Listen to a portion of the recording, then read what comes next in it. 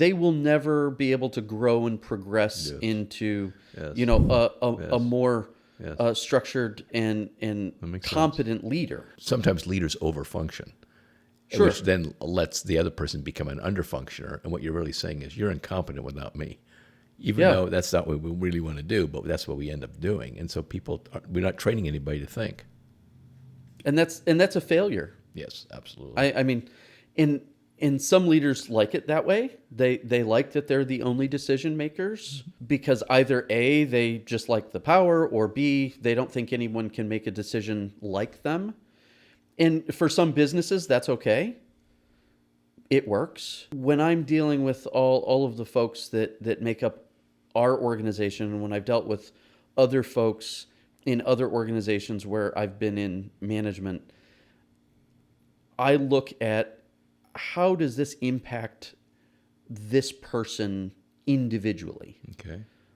Are they able to take what they learn here and use that to grow and progress in whatever it is that they want to do later in life? I worked for a banking company, and I can tell you that I had some really good mentors in that company. One of them, his name is Michael White. He worked there. Another one is Ann Healy. And they really taught me that one of the superpowers of a good leader is encouraging and building up the people around them to do better, to be promoted, and understanding that the current position that you are in is probably not the position that you will end up with. You cannot expect a bank teller to be a bank teller for the next 30 years. But if you expect them that you're a bank teller now, but your end goal is to be a branch manager, you're gonna run one of these branches one day. And this is our goal. And all 7 of you standing around are going to run one of these branches someday. Whether you choose a year or 3 years down the road that's not what you want to do with your life and you want to go do something else, we're still involved in the training process to ensure that you are equipped with what you need to do to be the leader and make the decisions. Whether you're the bank teller now or the branch manager now, we're working through that process. So other people's success is a hallmark of one's leadership. Absolutely. That working towards that. Now, I don't think you can get to that place of having that as a principle unless you're quiet for a while. I mean, I love what you said about silence in the car or whatever. How do you do self-management? And you said it's just being quiet and just being thoughtful.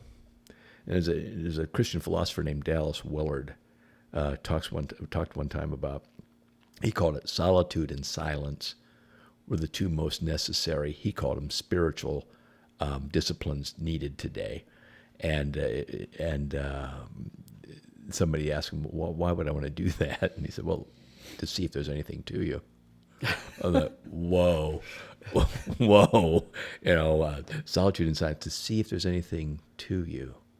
And only when we're quiet, like you said, the turning off the distractions, can we actually be thoughtful and get down to what are my principles of engagement in the world. This morning at the gym, I was telling Keegan a minute ago that I was listening to this podcast, The Art of Manliness, which is a fabulous podcast with Brett McKay, and he was interviewing, and the guy said, what shows up when you show up? That's profound. Isn't it? And I think that's what you're getting at here about your principled leadership, and that is rooted in silence, because we talked about self-management.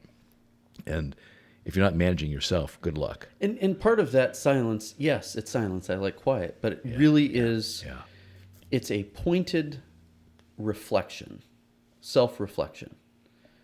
And really being able to listen to the multiple parts of my brain talking at the same time. Mm-hmm. And it goes back to, what keeps me up at night. Yeah. What keeps me up at night is what should I be focusing on? What is the right thing right now?